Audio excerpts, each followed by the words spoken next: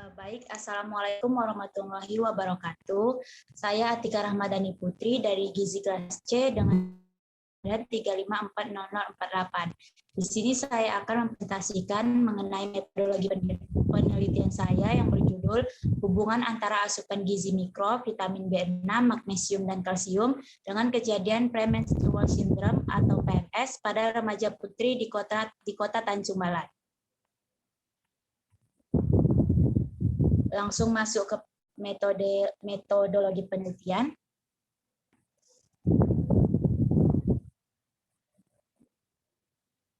Di sini saya akan bahas yang pertama tempat dan waktu penelitian, selanjutnya populasi dan sampel penelitian, desain penelitian, definisi operasional, instrumen dan teknik pengumpulan data, teknik analisis data, dan juga hipotesis statistik.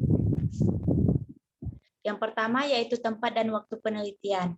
Tempat penelitian. Penelitian ini bertempat di Kota Tanjung Balai dan waktu penelitian dilakukan pada bulan Agustus sampai dengan September tahun 2022. Selanjutnya yaitu populasi dan sampel penelitian. Populasi penelitian adalah wilayah daerah Tanjung Balai yang terdiri dari subjek dengan kualitas dan karakteristik tertentu sesuai yang telah ditetapkan oleh peneliti. Sampel adalah bagian dari populasi yang dijadikan sebagai objek penelitian. Sampel penelitian ini adalah remaja di Kota Tanjung Balai dengan rentang usia 13-20 tahun yang memenuhi kriteria sebagai berikut, yaitu sudah mengalami menstruasi dan juga bersedia menjadi responden.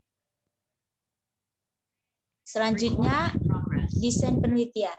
Penelitian ini menggunakan jenis penelitian analitik observasional, di mana penelitian yang digunakan adalah untuk mendapatkan informasi dari responden yang diteliti tentang sebab dan akibat dari suatu fenomena gizi yang terjadi. Jenis penelitian ini digunakan untuk mengetahui hubungan antara faktor resiko dengan kejadian penyakit.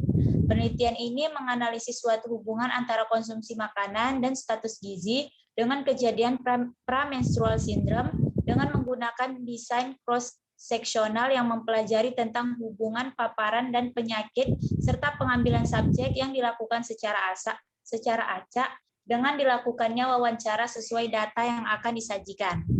Untuk definisi operasional, variabel penelitiannya yaitu pola makan dan asupan zat gizi mikro, dan definisi operasionalnya yaitu pola makan adalah suatu indikator untuk menentukan kebiasaan makan, jenis bahan makanan, dan juga frekuensi makan yang diperoleh melalui wawancara terhadap subjek mengenai kebiasaan konsumsi makan sebelum menstruasi.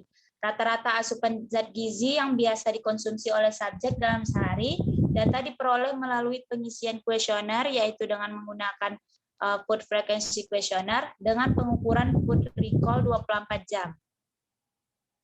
Selanjutnya yaitu instrumen dan teknik pengumpulan data. Teknik pengumpulan data ini merupakan metode pengumpulan data yang dilakukan dengan wawancara, pengisian kuesioner, dan kuesioner food recall, serta pengukuran antropometri. Wawancara dilakukan dengan tanya jawab secara langsung untuk memperoleh data yaitu identitas diri dan juga pola konsumsi. Selanjutnya pengisian kuesioner. Pengisian kuesioner ini dilakukan dengan mengisi data mengenai intensitas gejala yang dirasakan responden ketika mengalami menstruasi, lalu dilanjutkan dengan proses pengambilan data food frequency questionnaire. Selanjutnya yaitu food recall 24 jam yang dilakukan secara langsung kepada subjek dengan memberikan gambaran makanan yang dikonsumsi satu hari sebelumnya. Selanjutnya yaitu pengukuran antropometri yang dilakukan secara langsung, yaitu dengan mengukur berat badan dan tinggi badan subjek serta mengidentifikasi status gizi subjek. Untuk instrumen pengumpulan data yaitu kuesioner food frequency questionnaire dan juga recall 24 jam, di mana kuesioner ini digunakan untuk melakukan wawancara yang meliputi kuesioner FFQ dan recall 24 jam yang ditujukan untuk memperoleh data mengenai pola konsumsi dan tingkat konsumsi makanan sumber vitamin B6, kalsium, serta magnesium. Untuk alat dan bahan yang digunakan yaitu timbangan dan juga mikrotoys. Selanjutnya yaitu teknik analisis data. Analisis data yang digunakan yaitu analisis univariat dan juga bivariat. Analisis univariat ini dilakukan untuk menyajikan data yang telah dikumpulkan yang bertujuan mendeskripsikan masing-masing variabel yang meliputi usia responden, status gizi, dan tingkat konsumsi makanan sumber vitamin B6, magnesium, dan kalsium yang berkaitan dengan kejadian premenstrual syndrome yang dinyatakan dengan tabel distribusi frekuensi. Sedangkan analisis bivariat ini untuk menganalisis ada tidaknya hubungan antara variabel dependen dengan variabel dependen lainnya dengan menggunakan uji chi-square. Selanjutnya adalah hipotesis statistik. Hipotesis nol itu tidak terdapat hubungan asupan gizi mikro dengan kejadian premenstrual syndrome pada remaja putri di Kota Tanjung Balai. Dan untuk hipotesis alternatif yaitu adanya hubungan asupan zat gizi mikro dengan kejadian premenstrual syndrome pada remaja putri di Kota Tanjung Balai. Nah, berikut ini adalah daftar pustaka yang saya gunakan pada bab 1, bab 2, serta bab 3.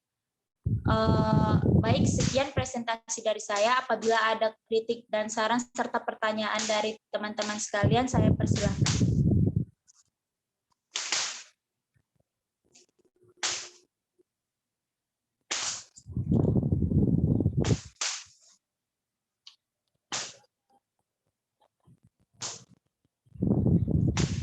Baiklah, saya rasa tidak ada pertanyaan, kritik maupun saran dari teman-teman. Saya akhiri presentasi saya. Wassalamualaikum warahmatullahi wabarakatuh.